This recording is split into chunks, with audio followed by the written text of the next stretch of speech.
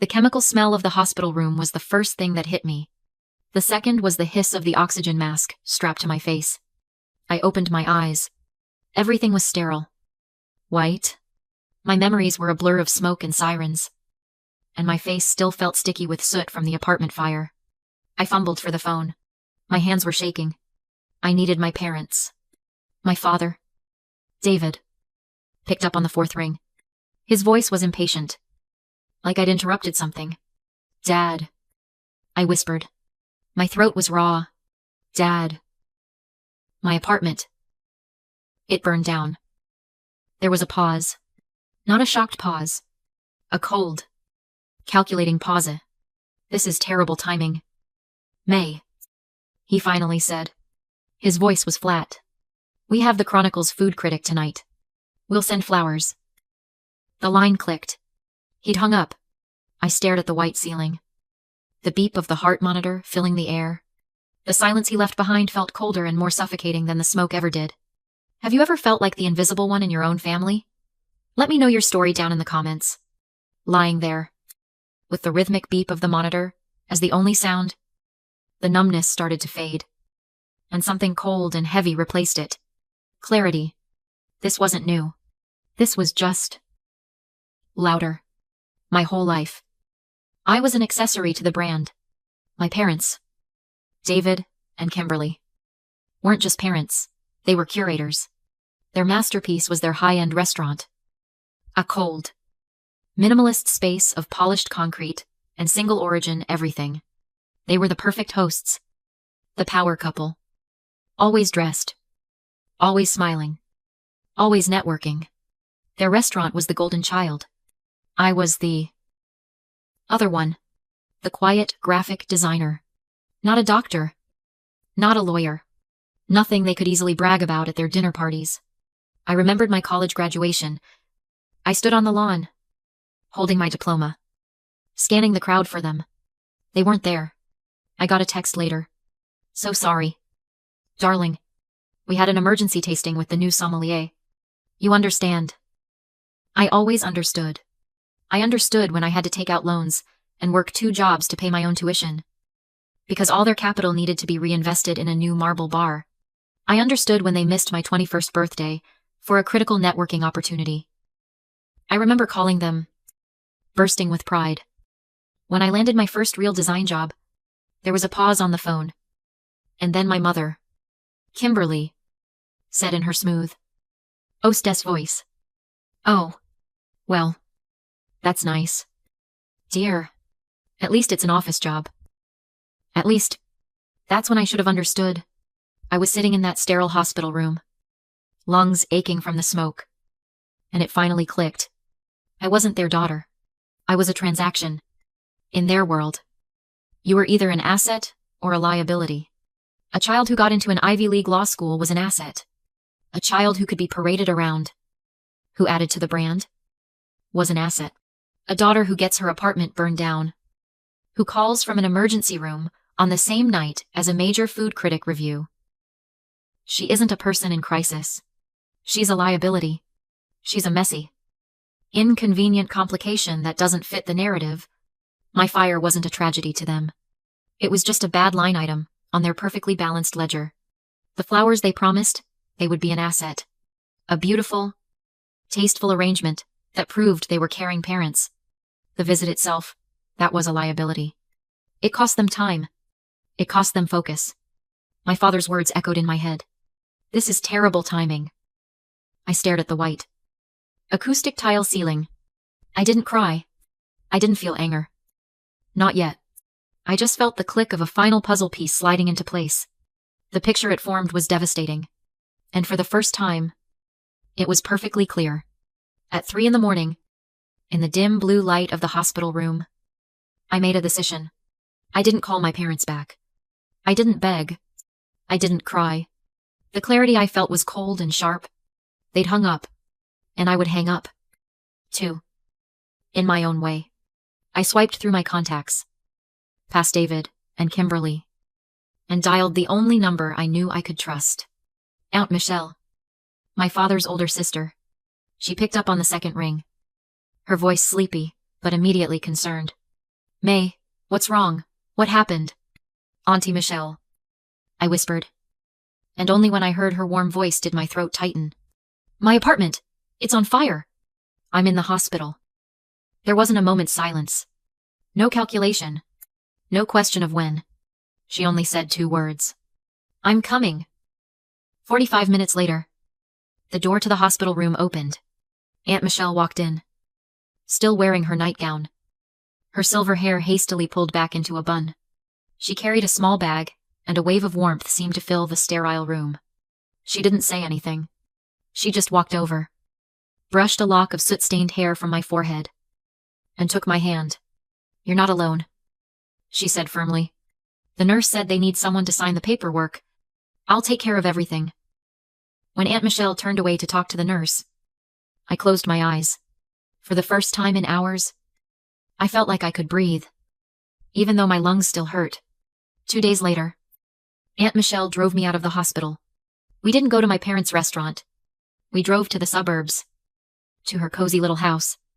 Entering Aunt Michelle's house was like entering a completely different world. My parents' restaurant was polished concrete, stainless steel, and cold silence. Aunt Michelle's house was a mess of life.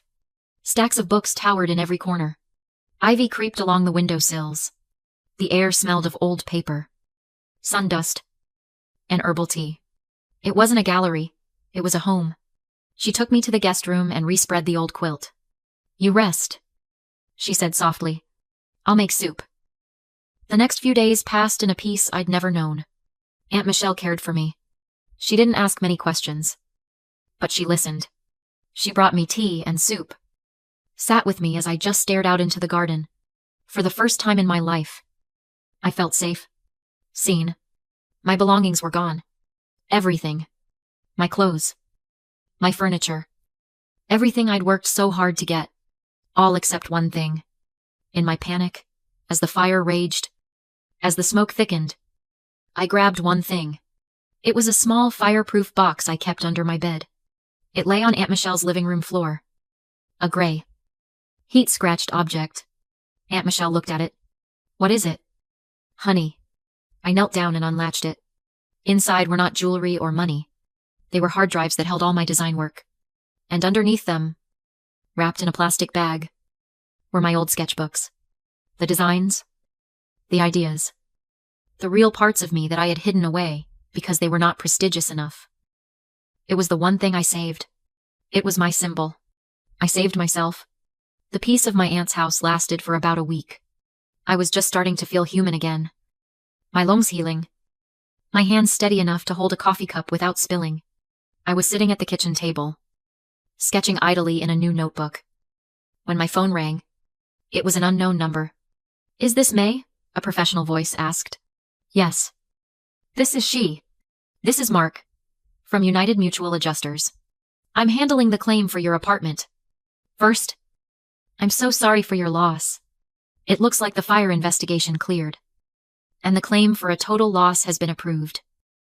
I felt a small wave of relief. Thank you. So, what happens now? The payout for personal property and displacement is $80,000. He said.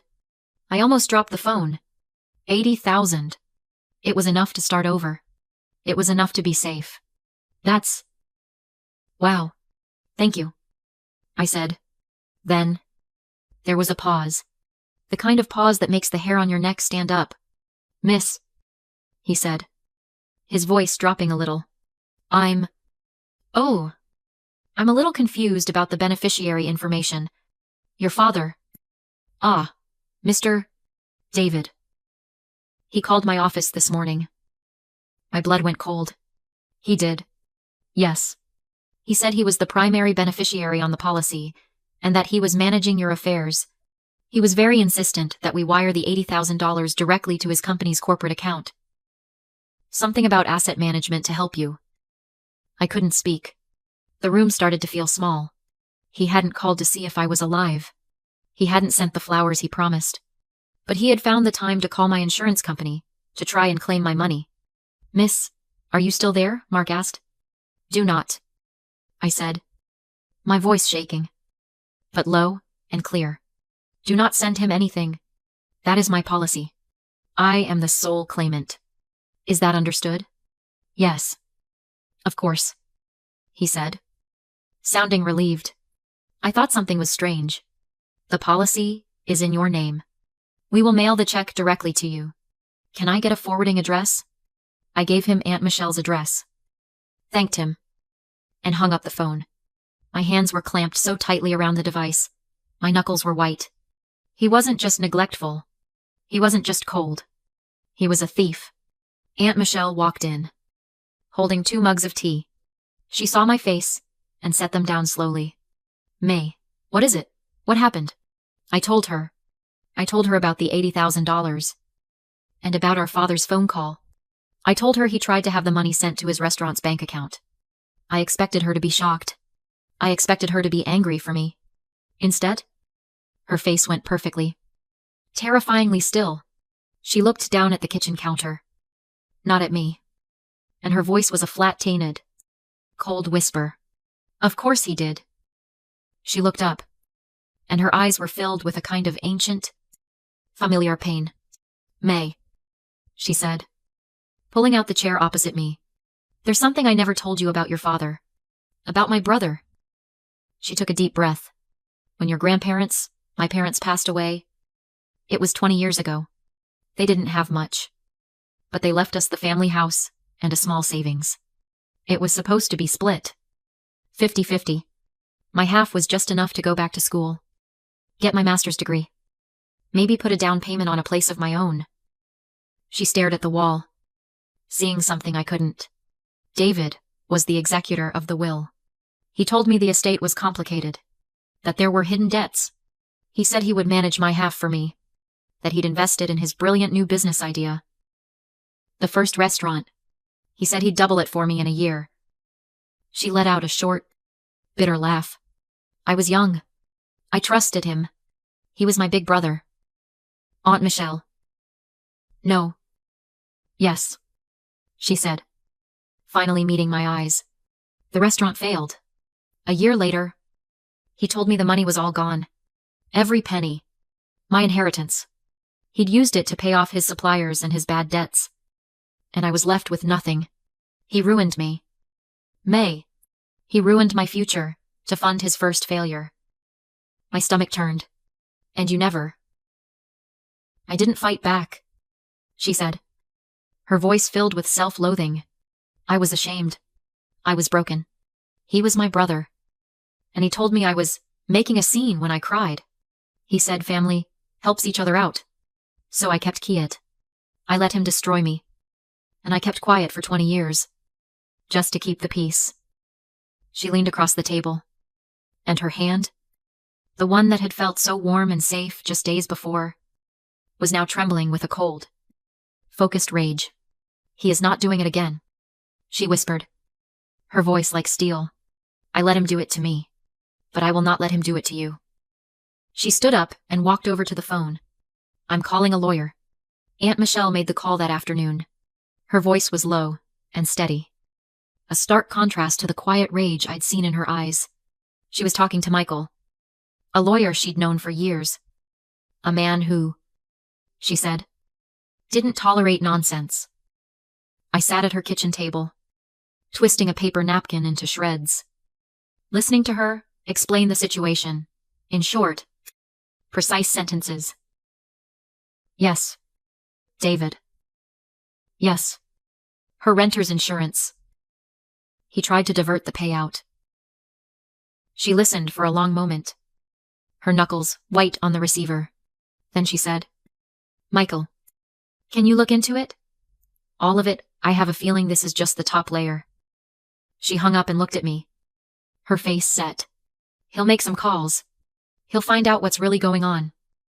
We didn't have to wait long. Michael called back the next morning. Aunt Michelle put him on speakerphone. His voice was calm, professional, and sharp, like the edge of a new blade. Michelle. May. He started. I've got the documents. It's worse than we thought. My stomach clenched.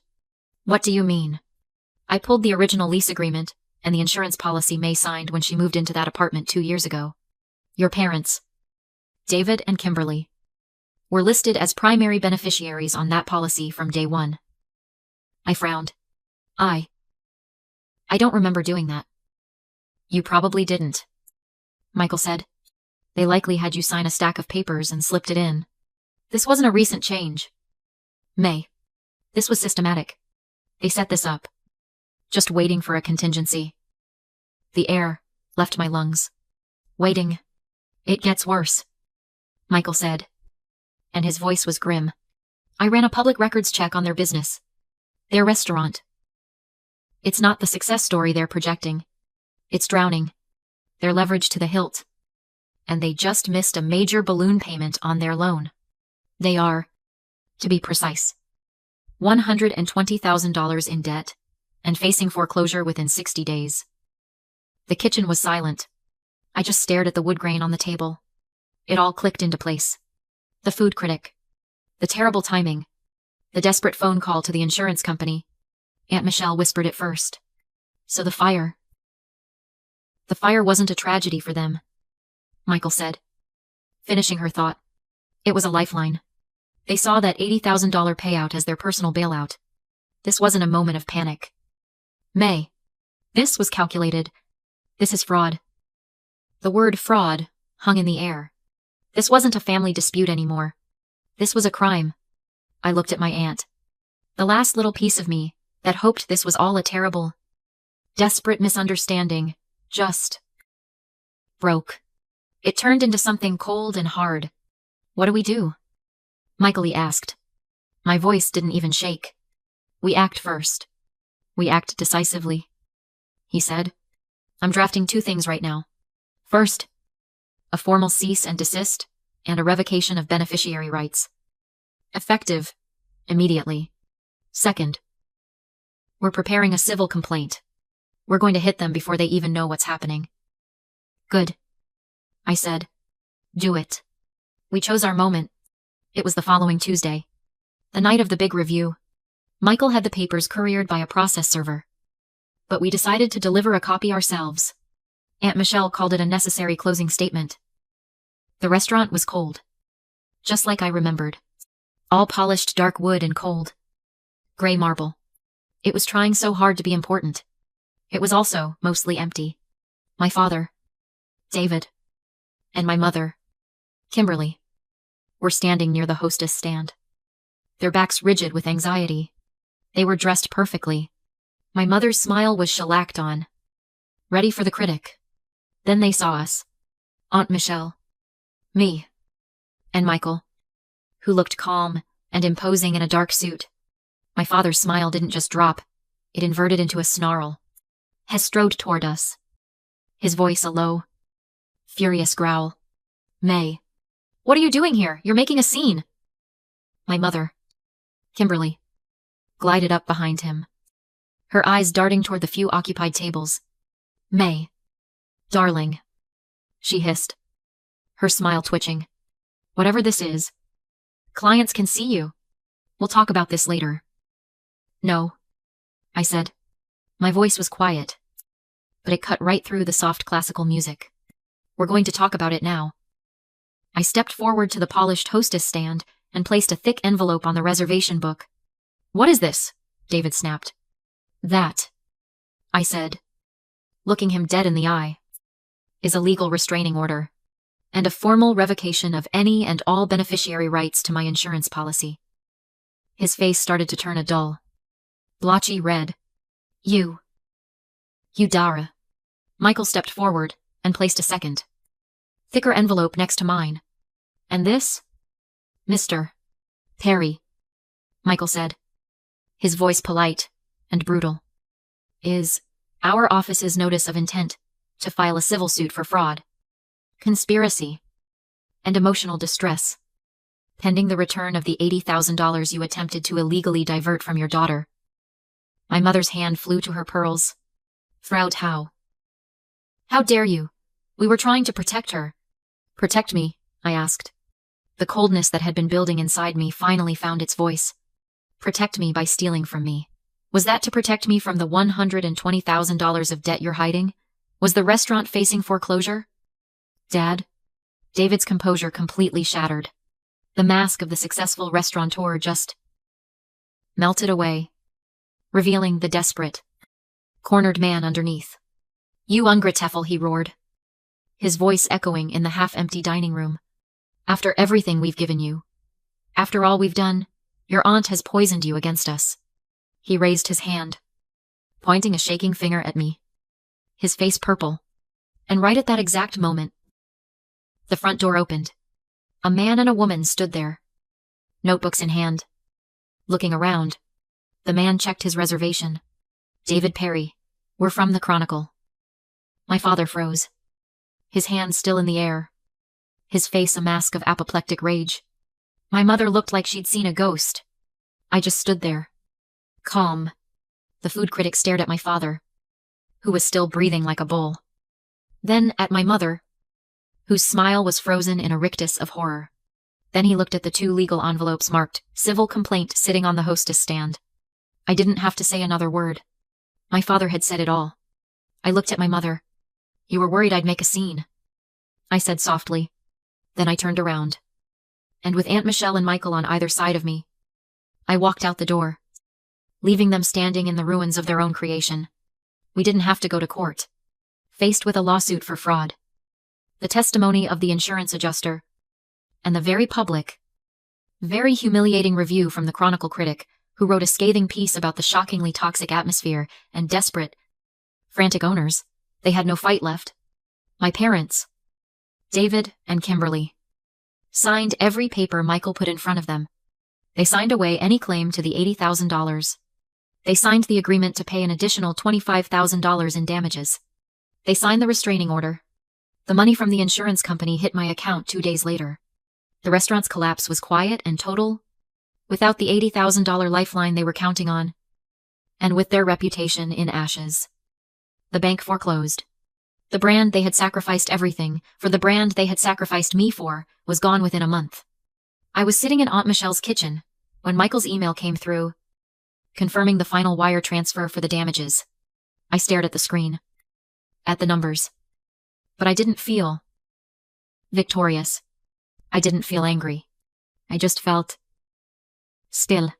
For years, I thought family was a bond, something unbreakable. It wasn't. For them, it was a convenience, a contract, and I had been the one paying all the dues. I realized cutting them off wasn't an act of anger. It was just an ending. It wasn't about revenge. It was about self-preservation.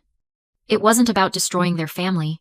It was about finally giving myself permission to build my own. 6 months later, sunlight poured into my new apartment. It was smaller than my old one, but it was all mine. Filled with light and second-hand furniture I'd found and refinished myself. Aunt Michelle was standing on a stool, helping me hang a painting. "A little to the left," I said, squinting. She nudged it. "Perfect." The $25,000 in damages had been just enough to put down a deposit and buy a new laptop. I'd started my own freelance design business. I was finally, actually, doing it. My phone buzzed on the counter. I picked it up. It was a text from a number I didn't recognize, but I knew who it was. My mother, Kimberly. "We lost everything." It read, "The house, the business. Your father is a broken man. Don't you feel guilty?" I stared at the words. I waited for the old, familiar pang of guilt. The urge to apologize, to make it better. Nothing came. It was just quiet. I held my thumb over the screen, pressed block, and deleted the message. Aunt Michelle looked over. "Everything okay, honey?" I smiled, putting the phone face down. "Everything's perfect." I walked over to my desk, which was cluttered with papers and color swatches. I picked up the one thing I'd saved from the fire, my old sketchbook. The edges were still slightly singed. I opened it to a blank page, picked up my pen, and in the quiet, sunlit room, I began to draw. The silence didn't feel empty. It didn't feel lonely. It felt like peace. If you've ever had to choose between your family and your own sanity, share your story in the comments. You are not alone. And remember to subscribe, because there's always another story to tell.